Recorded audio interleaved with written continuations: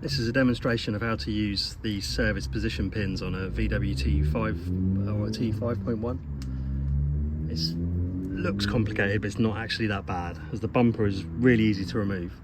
There's just a bolt here which you access through the covers on the top covers on the front of the bumper, and one on the other side, and then there's all the screws that fit around these splash shields, and then there's two bolts that come through the wing which you have to reach up inside for, and one screw here. These are 10mm nuts either side, two of them, and then these are all Torx screws, and then there are two I think 13mm bolts go through here with big washer heads on.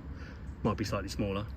So once you've got the bumper off, you'll remove all the bolts from either side that go to the crash bar, and then the pins, you'll find they fit perfectly through the hole in the crash bar and thread in to the actual chassis leg of the van. And then remove the two bolts that go through here behind the headlight onto this bracket, and then there's a bolt that goes through the rest of the front panel into the side here. And then once you've got all them out, you can just pull the front end forward on the pins. And if you've got a hydraulic lifter, you need to make sure you disconnect that first and have some suitable way of holding up the bonnet. I mean, this isn't the best, but it works. And then now, got a lot more room down the front to deal with stuff, so I can get to all my manifold bolts.